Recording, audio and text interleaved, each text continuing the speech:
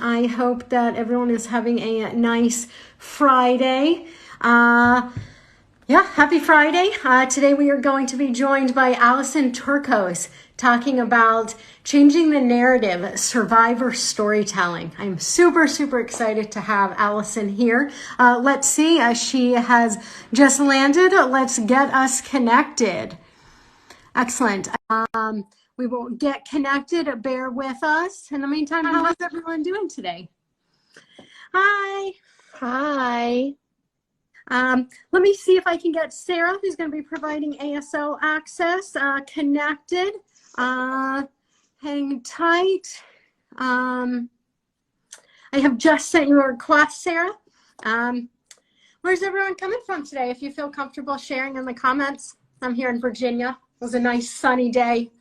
I actually mowed my grass today, which is basically the only thing I did because it wiped me out. And I love this for you, Lauren.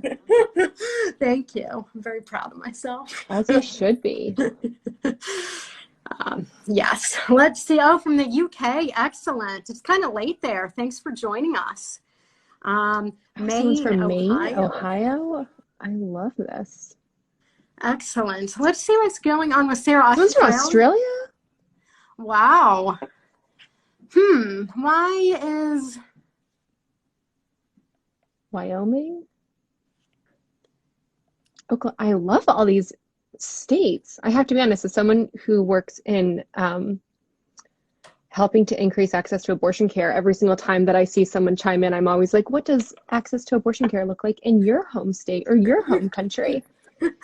Asking the real questions. Yeah. I'm gonna Southern California. I see that Sarah just sent us a message, Lauren. Oh, I do not have access to it.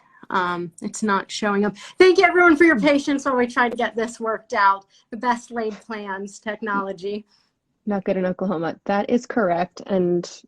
But you know, I have to be honest, there's a lot of great folks on the ground who are doing incredible work to increase access to healthcare, predominantly reproductive health access.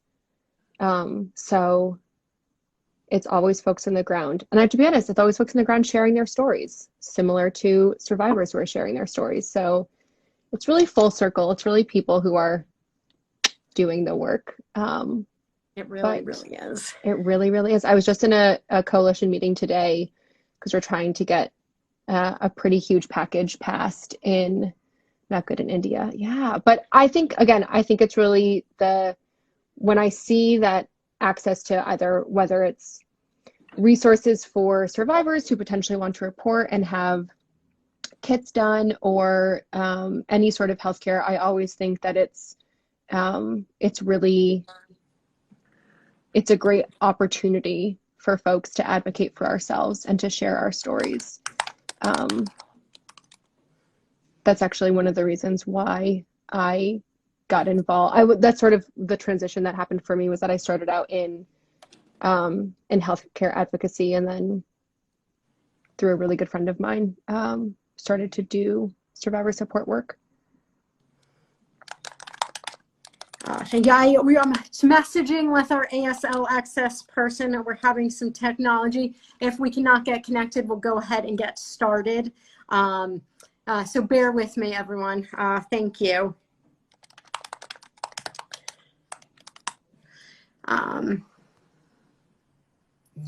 Sometimes I love technology and sometimes I despise it. Now is one of those frustrating times. I don't know why it's being like this. I've been doing these lives all month and suddenly it's like, nope, not today.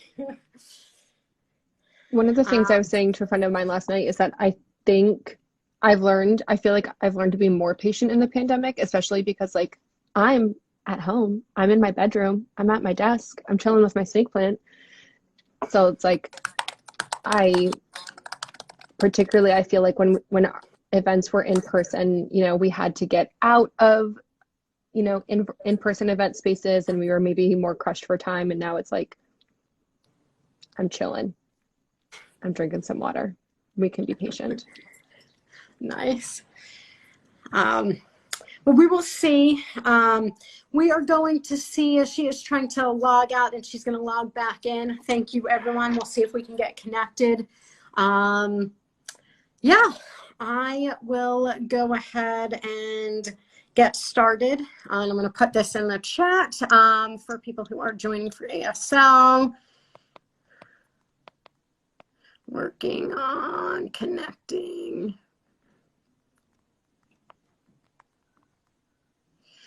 Okay. Pin comment. Excellent. For folks who are just joining, they can see that.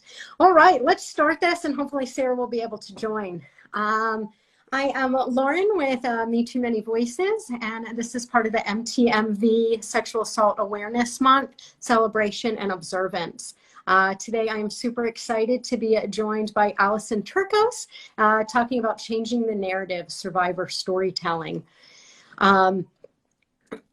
Alison is a victim survivor of rape, fighting for change, holding systems and institutions accountable. She is suing the New York Police Department and Lyft. The article she wrote about that is a masterclass in survivor storytelling, truly. And she is one of my greatest supports and pretty much fiercer than anyone I know. So thank you for joining, Alison. Yeah, thanks for having me, Lauren. My name is Alison Turkos. My pronouns are she and her. I am currently, I was gonna say coming at you live, which sounds very strange, but in this pandemic, that's very real. From, as I said, my bedroom, which is very intimate and lovely space, in Brooklyn, New York. I was born and raised in Vermont, and being from Vermont is a very important part of who I am. I think it's important to sort of put a trigger warning, even though that obviously the community and space that Lauren has created with Me Too Many Voices is really all about sexual assault and supporting survivors. I still just want to say that we're going to be talking about sexual assault here. I am a multiple sexual assault survivor, and I feel really called to this work because the first time that I was sexually assaulted, I was 16, and I didn't have the vocabulary. And at that point in time, I didn't think that I had the support system to talk about what had happened. And that was also my first sexual experience. I don't believe in the idea or the social construct of virginity. So I don't use that term, but the first time that I ever engaged in anything sexually, like including like my first kiss and the first time that I had ever been sexual with someone was one of non-consensual rape. And my second sexual experience was the same, and it was also one of non-consensual intercourse and of rape. And I similarly didn't tell anyone. It was my first week of college. My first one happened when I was 16 in high school, and my second sexual assault happened my first week of college. And similarly, like, didn't tell anyone. I was just saying to a friend of mine that after my freshman year of college, I asked my parents to transfer. My mom had no idea why, but I was like begging her to leave campus. And she was like, that's not, no, like, that's not, why would you do that? And now upon deeper reflection, I'm like, oh, it was because like I was sexually assaulted, like violently sexually assaulted my freshman year. And so I come to survivor storytelling, honestly, really organically. In October 2011, that summer of 2011, I helped to organize New York City's first slut walk. And at that point in time, I did not identify as a survivor. So I was doing a lot of work around rape culture and raising awareness around rape culture, but I did not identify as a survivor. And I came to that work as an ally. And it wasn't until right before the resurgence of the Me Too movement in like September of 2017, that I was in therapy and I started to really unpack and do some work around my identity as a survivor. And I started to tell some family members, but mainly some close friends here in New York City, that I was going to need some extra love and support in my life because I was really starting to unpack my identity as a survivor, and particularly as a multiple assault survivor. And then it was in October of 2017 that I was kidnapped and sexually assaulted by a Lyft driver and a few other people. And that was my first experience with gang rape. And then that was the first time that I had ever reported. And so I had a kit done, And I talked to the police and talked to special victims and all of those things. And my experience was the exact opposite of what you see when it comes to Olivia Benson and Law and Order SVU. And pretty early on, I'd say almost immediately, I did not have an opportunity to heal because my second job became getting the NYPD to listen to me, to respond to emails, etc. And I never knew that like I was going to be telling a story, or that storytelling would be such an important part of my life. But it was in May of 2018, I believe it was May 8th of 2018. One of my very dear friends, Dana, had just had a baby. And I went public with my story in the Wall Street Journal for the first time. And it was me telling my experience of holding the NYPD accountable for the gross neglect of reporting to them and not being believed. And that really started, it feels disingenuous to call it a journey, but I don't know what other word to use. And so for the past, it's been almost 4 years. October of 2021 will be 4 years since my most recent assault. I have spent a lot of time telling my own story, and also supporting other survivors to tell their stories. And so storytelling in my personal experience is sort of twofold.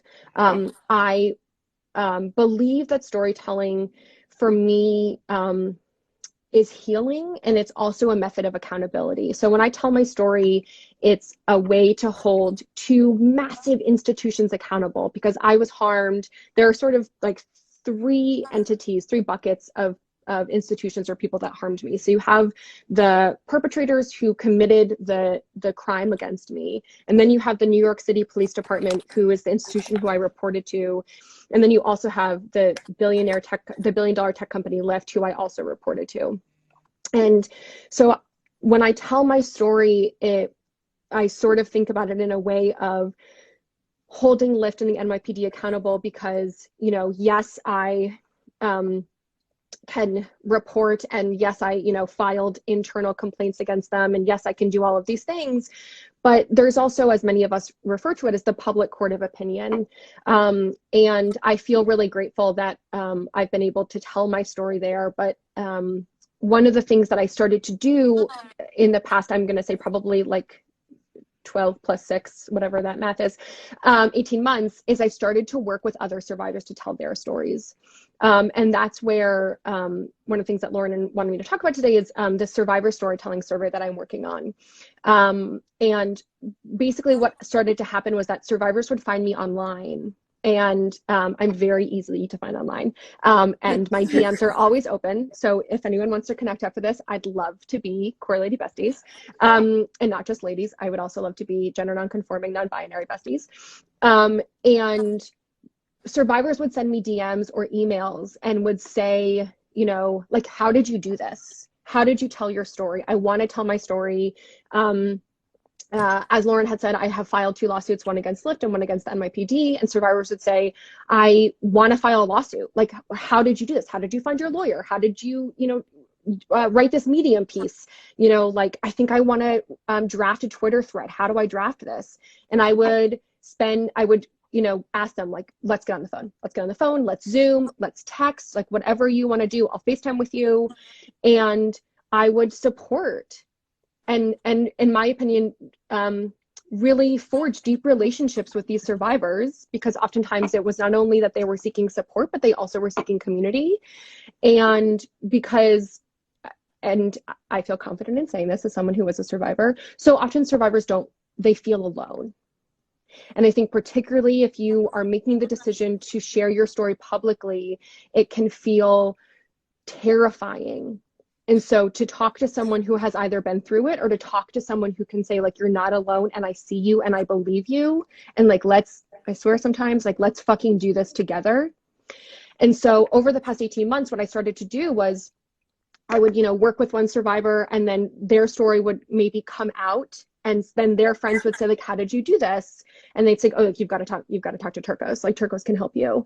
And so then one of the things that I started to realize is that there were, or particularly sexual assault advocacy organizations who were supposedly out there in the world that were supporting survivors, but in fact, there were huge gaps in their support systems. And so maybe they were providing legal support, but then if survivors were having an issue advocating with their lawyers, like that was falling short. Or they maybe had a speakers bureau, but survivors weren't being compensated when they were telling their stories, or survivors weren't being offered media training. Or if a survivor was on the phone with a journalist and a journalist was like really digging in, a survivor didn't feel as if they had the right or the opportunity to say like, no, I don't want to talk about this. This is an aspect of my story that I don't feel comfortable sharing. And I can only speak from my personal experience, but like as a multiple sexual assault survivor, and particularly as a survivor from a very young age, like as the first time that I was sexually assaulted, I was 16, I was a child. So I have had boundary issues my entire life. And so when it comes to a journalist saying, like, I'm going to need a copy of your police report, or like, can you describe to me the outfit that you were wearing that night that is currently sitting in your rape kit? It's like, we don't need to go into those details. Thank you. And so working with those survivors to really empower them and say, like, whatever story and narrative you want to share, that's the story and narrative that you get to share. And so I wanted to hear directly from survivors what was missing. What was missing when they went out to share their stories. And when I say the word publicly, I meant publicly, and that could be with a therapist, that could be with campus police, that could be with, on Instagram, that could be in the plethora of spaces that you wanted to share. So I drafted a survey as a non-research, non-data expert. And I sent it to about 5 friends, and I asked them for feedback. And all of those friends were survivors, because the number one thing that was important to me is that the survivor storytelling survey be by survivors for survivors. And they provided me with some really amazing feedback, and I published it and assumed that like 5 or 50 people total would probably respond, and that would be the end of it, and that would be sort of my data set, and it was more so just helpful for me to say, like, if I'm going to support survivors, like, what do survivors need and how can I meet them where they're at? Within the first 24 hours I had over 150 respondents, and it both like broke my heart open in a devastating way that so many survivors were seeking this kind of support, and also in a way that I had never expected. And to date, over 550 survivors have completed the survey, which is, again, devastating and also wonderful, because it tells me that there is clearly a need for survivors to be supported when they're sharing their stories. And there's also survivors are wanting to do this.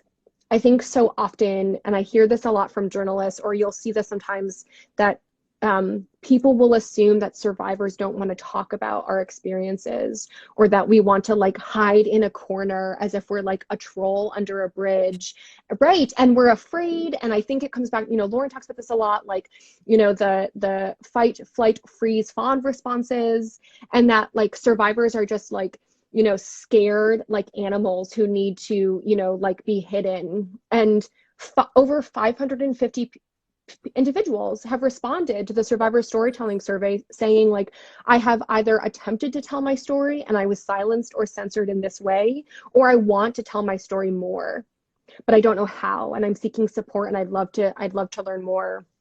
And so one of the things, and then Lauren, I know that we have questions, sorry, but I know that you're dealing with tech stuff. No, go do it. I love it. Keep going. One of the things that I'm really seeing, and I literally had a call today at 1:00 with the phenomenal folks who are helping me code the data, and that's really coming through, is like one of the questions from the storytelling survey is that, like, what were unknown consequences or unintended consequences that you had from sharing your story?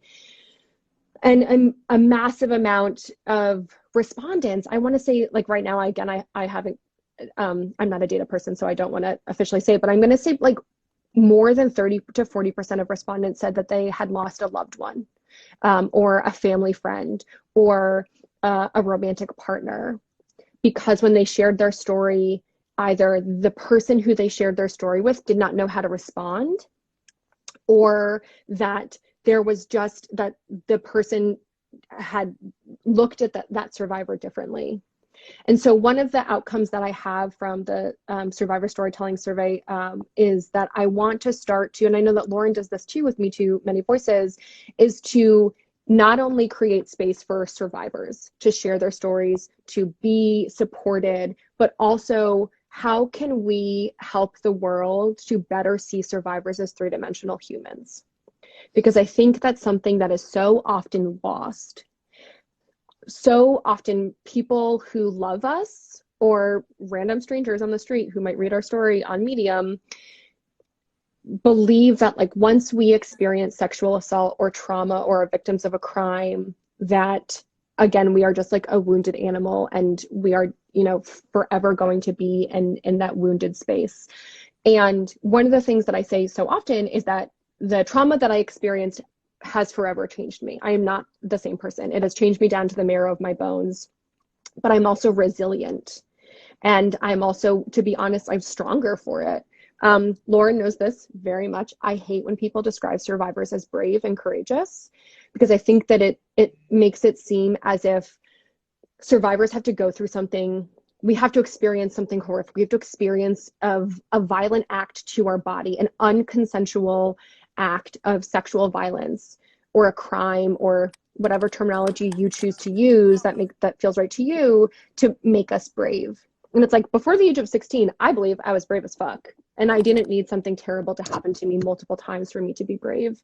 And I think the other thing that I think about is that like I clearly live in New York City, is, you know, I think about the idea of like, there's no like clean getaway from our trauma. It's not like magically you like walk out of therapy one day and you're like, oh my God, I'm so fixed. Everything is great.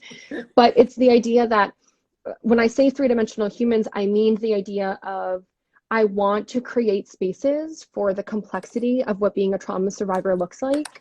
I want to create spaces where you can come in and say, you know, this happened to me.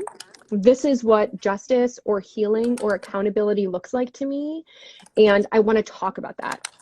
And that's the story that I want to share. And so one of the things that I want to talk about today, this is very non-linear, but it's okay. As we always say, healing is non-linear. Yeah. Telling stories is non-linear. So like, let's say hypothetically, you are here today because you want to share your story and you don't know what that looks like. I think that's wonderful. And I would love to help or support you in any way if you wanted to share your story. One of the things, and Laura knows this very well because I say this all of the time, one of the things that I think before you share your story, and I think this can happen with family members, I think this can happen in public, in the media, in anywhere with HR. I think the question that I always ask myself, and I shout out to one of my best friends, Kate, who taught me this, is who is your audience and what is the goal? And I have said this to Lauren multiple times. It has changed my life since you've told me that. On average of like once a day, I'll be doing anything and I'll ask myself those questions, life-changing questions. And I think, and the reason why I ask myself this in literally anything that I do is because like, who is your audience? Is if I'm talking to a group of survivors, it is going to be dramatically different than if I'm talking to a reporter from the New York Times. And my goal for a conversation like this is, you know, like I have some like bullet points of things that I wanted to, you know, to not miss, but also I'm not really strict. Like if I mess up, this community understands, and there's no such thing as like messing up. And, but I think it's the idea of like my goal, like who is my audience? Survivors and people who love survivors. What is my goal is to like destigmatize what it means to share your story, to help people understand that survivors are complex, messy, and beautiful human beings, and that we are three-dimensional. Done. Boom. And I think if you are a survivor who wants to share your story, it can be like, who is your audience? And that could be like mom and dad, my romantic partner, my boyfriend, my girlfriend, my significant other, my best friend. And if it's like, what is the goal? And that goal might not be like to share your story. That goal I think is a little bit more concrete, like to be supported. So let's say you want to tell your best friend or a parent or your loved one that you are a victim of sexual assault. You might want to start that conversation off and say like, I'm about to tell you something, and the only thing that I need from you is to hear me and to support me. I don't need you to problem solve. I don't need you to fix me. All that I need to hear from you is love and support and affirmation.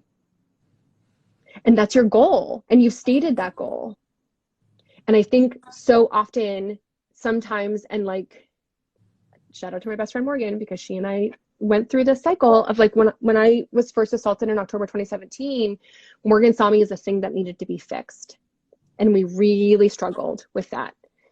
And then finally, like, we unintentionally took a break for a couple months and like came back together. And Morgan and I now really openly, and again, because like we talk about it, but like talk about that, like, she thought that I was a thing that needed to be fixed. I wasn't able to tell her what I needed, but it was just this thing of like, we kept missing each other. And now our communication is so beautiful. And Morgan is literally my person. And I love and adore her. But it was the idea of like, it's not on the backs of survivors or you as a victim to do the emotional labor for the person that you're sharing your story with. And I think that's really important to know, but just to set that boundary and to say, like, if you have questions, you know, send them to me. I'd love to answer them for them. But to just say, like, I need you to love and affirm and support me. And then to tell that story and to say, like, I want to go back. Like, I need love and affirmation and support right now. I'm just trying, sorry, Lauren, I've really taken us. I'm trying to think of anything else. Lauren and I, if anyone has questions, please feel free to put them in the chat so that Lauren and I can be on top, answer them, or I can answer them. Oh, the other thing that I want to say regarding storytelling, I believe that the only person who can define or can define justice is the survivor themselves. And so I think for me, it's the idea that I think that the definition of justice can change every single day for you. And so some days you might say, I want to report to the police. Some days you might say, I want to abolish the police. Some days you might say, that is literally me every single day. Several times a day sometimes. Right. Complex human, we are complex human beings, and that is allowed. And that is allowed. And I think that's something that we've got to talk more about. And so I think for me, storytelling, and I'm seeing this in the data from the Survivor Storytelling Survey, is that justice and accountability can happen through storytelling. And that doesn't mean that you are, if it can for someone on an individual level, but like in my storytelling, I've never named my perpetrators. And that naming them for me right now is not accountability or is not justice. That might change. It might change tomorrow.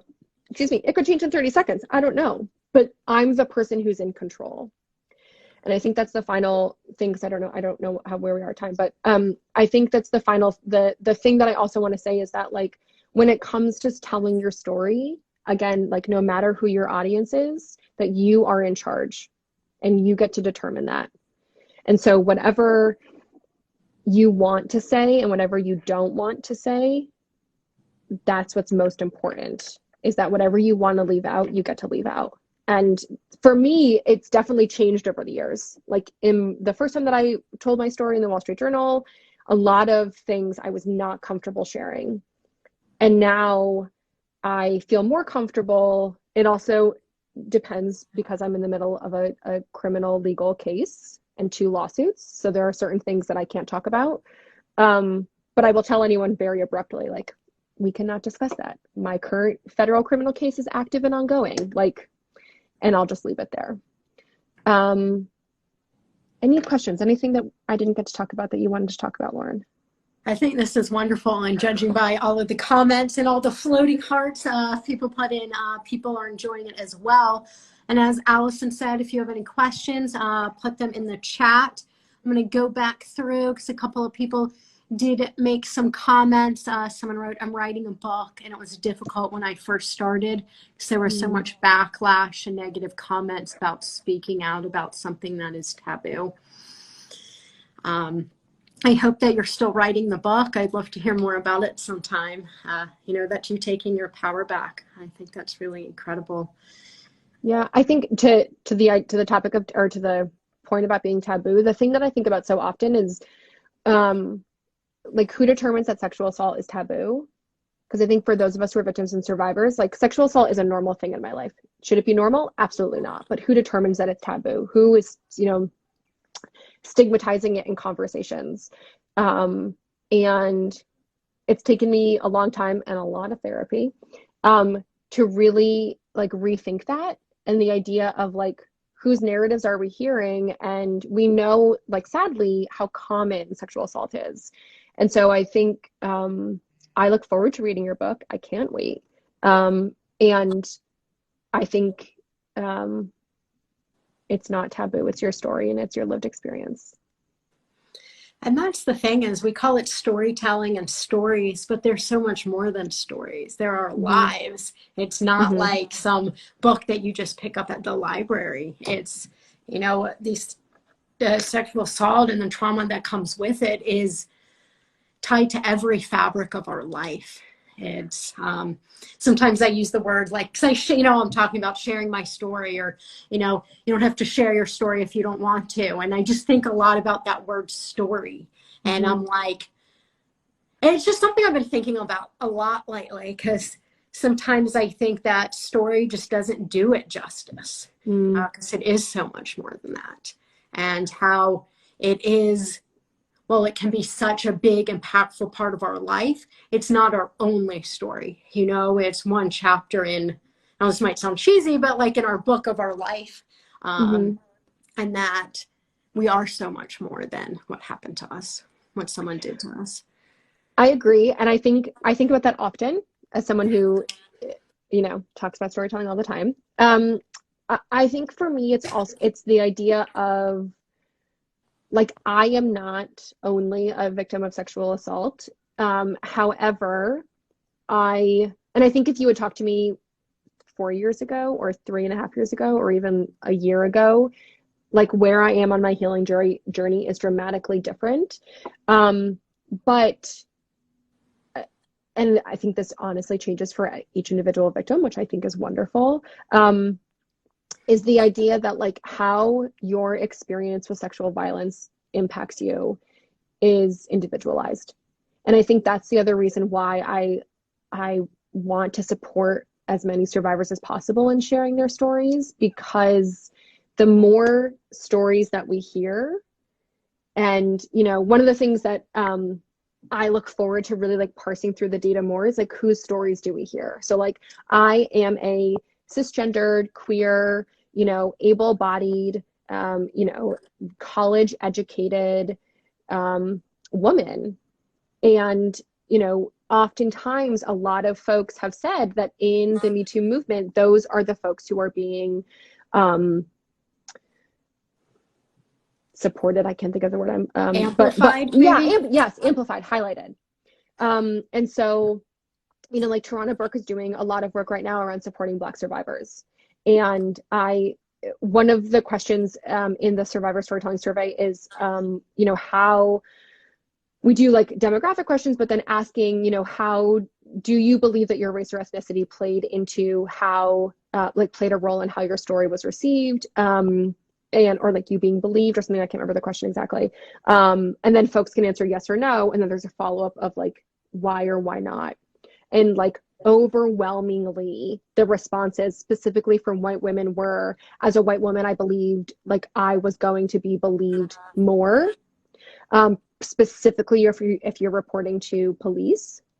And I think, it's also like the adultification of young Black women plays a role into who is believed.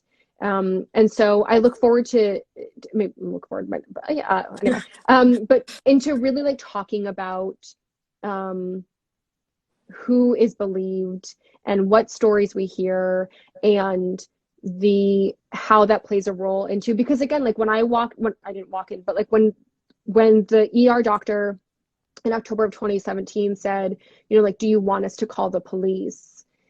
I know that that was my first experience with police ever in my life, and I was 29.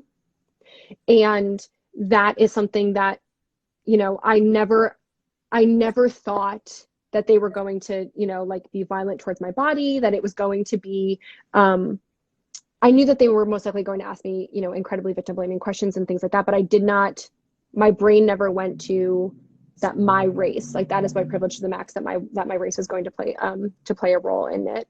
And then it's one of the reasons why I filed my lawsuit against the NYPD, was because it's a way for me, as Brittany Packett Cunningham has taught us, like the term, like it's a way for me to spend my privilege, because like my anger is more rationalized or not racialized towards the NYPD. And it's, so I think like, how does that play into our stories, and who's telling their stories, and why are they being silenced? And in me telling my story, am I silencing other people, are things that I think about. Yeah. And being silent just adds more and more trauma to the existing trauma. It's, you know, the power of storytelling. I remember first time I shared my story, and I talk to people all the time about it, you know, it was just so heavy.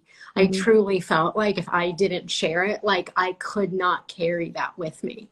And I think that, again, even if it's, you know, a family member, a friend, one person, or shouting it to the world, being able to release that is so important for everyone. All survivors should be able to have that. It should not, sharing your story should not be a privilege. It should not.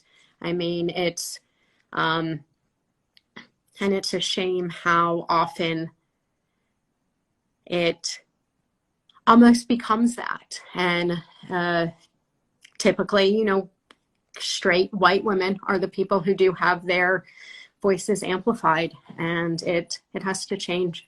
Right. And I think like that brings me back to one of the reasons why I was really drawn to this work, is that when I started to share my story, I wasn't seeing support systems for what I wanted to do. And again, like I am incredibly grateful that I had like chosen family and very, very close friends who were there to support me when I wanted to go public, when I wanted to, you know, when I knew like I'm going to file these lawsuits, and I know that, you know, it's potentially going to be in the press, and like, how do I prepare for this? And what are questions that are going to be asked? And, you know, what are my boundaries and things like that, you know, or if a couple days later, or if a reporter reached out to me and said, you know, like, do you want to, the first time, his name was Zolan Kano Young, and he holds a very special place in my heart because his journalism, he was the first journalist that I ever spoke to, and he was just so incredible. And I in making the decision to like move from like off the record to background to on the record, which again, many survivors don't know what that means. Well, I was going to say, because some people may not, I know, but would you mind explaining that? So if you are, let's say Lauren is a journalist, and if Lauren contacts me and says like, hi, Allison, you know, I would love to talk to you. Like I heard through the grapevine, etc. I don't know. I will just tell you what happened. Basically, Zolan had written a piece in the Wall Street Journal. He's writing for the Wall Street Journal at the time about a report that had come out about the New York Police Department Special Victims Division. And it really resonated with me because I was being so mistreated by my detectives. And I just wrote him a cold email, and I said, if you're ever looking to speak to someone who has an active case with special victims, let me know. And Zolan wrote me back like immediately and was like, let's chat. And I was like, oh my God, I don't know what to do. And I had done press before, like in 2015, I live tweeted my IUD insertion, and it like went viral, and I had like done press about that, but it did not, even though like live tweeting your IUD insertion is like very personal, this felt so much more personal. And so Zolan and I get on the phone, and he was like, and I said to him, I was like, I'm only prepared and ready to talk off the record. And so this means like anything that I say cannot be published, like off the record. And he was like, do you mind if I take notes? And I said to him, like, you are allowed to take notes, because I knew that one point in time I might want to move from off the record to like on background. And then on background means that like anything that I say, he can maybe talk to others and be like, well, I'm talking to this other survivor and she's saying this, but like, you cannot use my name. You cannot use identifying information. You cannot go to my detective and be like, I talked to Alison Turkos and she said this. And then once I knew I was like ready to move from like on background to on the record, which means that like they can record, they can use notes, they can be like, Alison Turkos picked up here, went to this bar, blah, blah, blah. She was wearing this, born and raised in Underhill, Vermont, all these things. And I knew that I was ready to make these steps, but I also had someone, again, one of my best friends works as a director of communications, and she was there to like sort of guide me through this. And so I was very privileged to have that. And I know like 0.01% of survivors have access to that. And so now when I talk to survivors and they're like, I think I'm going to talk to a journalist, I will consistently say to them, like, I'm more than happy to talk to you before you talk to this journalist. And no way, shape, or form to like, you know, guide their story or to say like, say this, don't say this, whatever, but to just be like to say, you know, these are boundaries that you can set. And because I have a lot of experience in the survivor storytelling space, to be like, these journalists are really wonderful. They will treat you with dignity and respect. These journalists are garbage humans. And so like, maybe don't talk to them, or talk to them. And then if they are garbage humans, I'll, you know, I have a little Google Doc and I'll be like, don't talk to them anymore. Just because like no one was looking out for me. No one in my world was a survivor.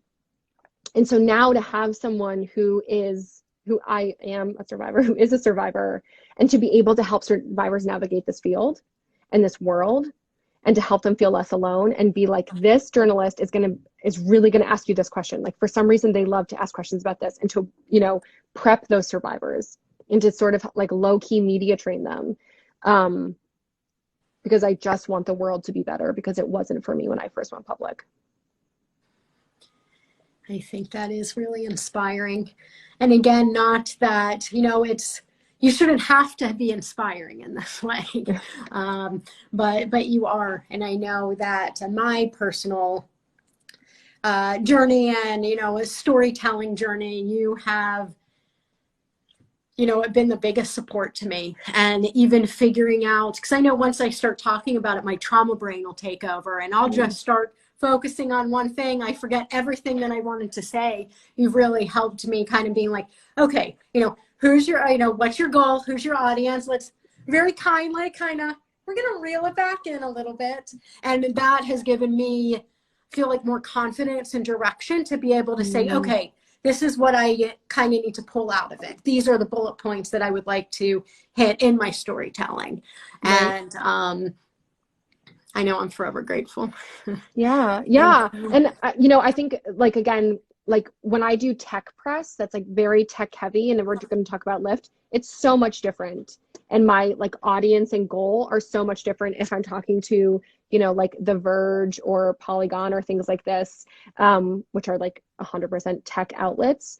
And I think that's just a thing that can be really, Alicia, I'm glad that these are helpful. Also, please feel free to DM me and I will talk to you about talking to the press 24/7 because I love it. And again, I think it's something, the reason why I feel so passionate about this is because like this was not something that existed for me, and I don't like to gatekeep. And I like, you have these like massive social so like survivor and victim advocacy organizations who have like communications teams and of like 10 plus people, and I just don't understand why they can't like media train and like prep survivors to tell their stories. It blows my mind. And so like, I'm a person of one who's like currently unemployed and not being paid for this, but like it is my goal in life to support survivors to tell their stories in whatever way feels safe and comfortable to them. And that is just like the world that I want to see. Well, that is a world I want to be in. Center survivors, give them the tools, and let them tell their stories. Right. We are getting close to the end of time. And I also, just anyone who's listening, thinking maybe what happened to me, you know, wasn't that big of a deal. Maybe my story doesn't matter. I know I've been there. I know many of us have. Please know it matters. What happened to you matters. What happens to you matters. And, you know, I know it's a lot easier said than done, but there's enough people gaslighting and disrespecting survivors. Try not to do that to yourself, because you are worthy of being able to share your story. Agreed. I always think of Ashley C. Ford and what she says about spectrum of harm. Like there's no such thing as the trauma Olympics, and like we don't measure what happened to one person against what happened to another. and that there is a spectrum of harm. And that was really helpful for me to hear early on in my healing process. And I reference it constantly. And I think about that so much when I think about, when I hear folks say, you know, like, what happened to you is so much worse than what happened to me. And I'm like, there's no such thing as worse. Like, we're not playing, you know, Candyland, and we're not jumping over each other. Yeah. And it's just the idea of like, we have both experienced harm, and harm is on a spectrum, but that doesn't mean that, you know, every single person, every single victim and survivor has the right to being treated with dignity and respect, and to heal and justice, and whatever that looks like to them. Absolutely. Absolutely. And, you know, trauma is individualistic. You know, our body and our brain isn't like, oh, well, this trauma happened to this person, so it's only going to affect you this much. That's not how it works. I mean, me being tired is never going to make you any less tired or more tired. Right. Same thing with trauma. But someone wrote, the comparison game is so hurtful. It is. Yeah. It is. And it's because it's not a contest. It's not. And it's certainly one that none of us want to be in. No. And I think so often, I know we have to go soon, but I think so often I've learned this because I think I used to participate in a comparison game. And I think it, you know, people will often say like hurt people, which I think is an excuse for someone who has been harmed to continue the cycle of abuse. Because I know, like, when I was like right after October 2017, I was a garbage human and was just like trauma brain to the max, and was just really angry all the time, and was taking my anger and frustration out on people that I loved and the people closest to me. And I could say like, sorry, hurt people, but that doesn't excuse my behavior. It just says like I was perpetrating a cycle of harm. And the way, and I honestly can't remember who said this, but I heard it somewhere that was like, healed people heal. I posted that. And then I probably learned it from Lauren. And the idea that like I have like really stuck with therapy. I read a lot of survivor memoirs. I listen to a lot of survivor podcasts. I try to be as like self-reflective and check in with myself as much as possible. And like my relationship with my best friend Morgan is honestly like a really solid example of this, in the sense of like, I was an asshole to Morgan in the beginning, and I was hurting her and I was hurting myself, and it wasn't fair. And then like I needed some time to like I did group therapy, I did individual therapy. And now that I'm not healed, I'll never be healed, but I'm taking some time to really be reflective and to be like, Morgan, I'm really sorry that I hurt you. And Morgan was like, I'm really sorry that I hurt you. And I was like, look at us healing. And so I think it's the idea of like, don't use that frame of hurt people, because you are only continuing the cycle. And just acknowledge that like healing is not linear. It looks different for everyone. Determine that timeline for yourself. And again, like similar to story sharing, like just let the people in your life know, like I'm going through something and I just need you to love and support me right now. And I would appreciate that. Thank you for that. And I'll add one other thing. You know, you can share with your heart and try to be honest and communicate. And if somebody does not meet you there, and, you know, again, you know, maybe ghost you, starts acting different around you, the relationship changes, know that it is nothing about you. It feels really personal, but it has everything to do with that person. You know, maybe they haven't accepted hard truths about themselves, or maybe they don't know what to say, whatever it may be. I know that it's hurtful, but it is not about you. Correct. This has been a delight. This has been an absolute delight. Thank you, Alison, for joining. Thank you all for spending some of your Friday evening with us to talk about survivor storytelling. As Alison mentioned, her DMs are open. And for folks who are just joining, this is Alison Turkos. We were talking about survivor storytelling. This is part of the MTMV Sexual Assault Awareness Month celebration and observance. We have one more event next week, but thank you for sharing this space. You can always reach out to Alison. You can always reach out to me. Both of our DMs are always open. Yeah. Anything else before we sign off? No, this is how I like to end all of my meetings though. Lauren, how are you going to care for yourself tonight? Ooh, good question. I Actually, I did a grocery shopping yesterday and I treated myself to some mini donuts. That's my like self-care comfort treat. And I was going to say I'm going to get into pajamas, but let's be honest, in this digital age, I'm already wearing my pajama I pants love this. like right now. I love this. But I'm Same. going to Me get, too.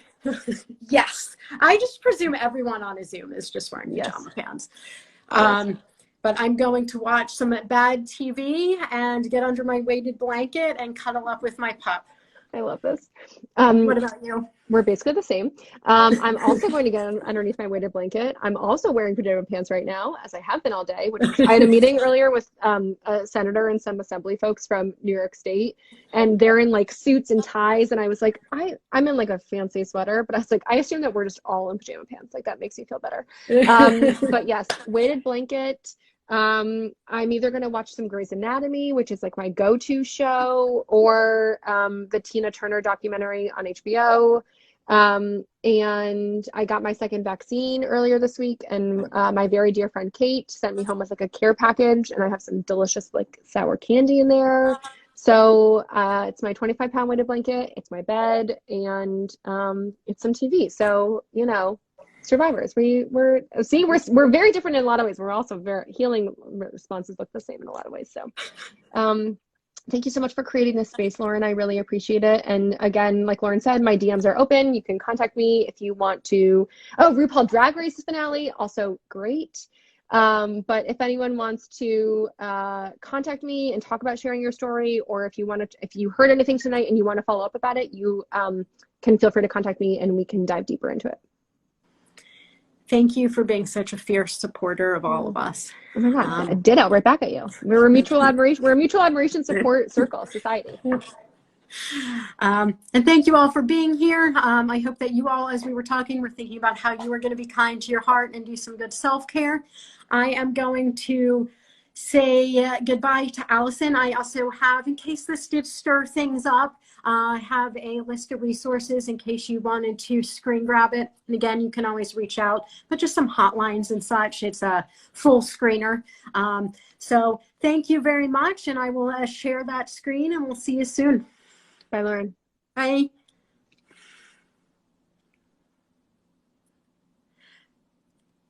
All right. Thank you all so much for being here. All right. Thank you all so much for being here. Happy Friday.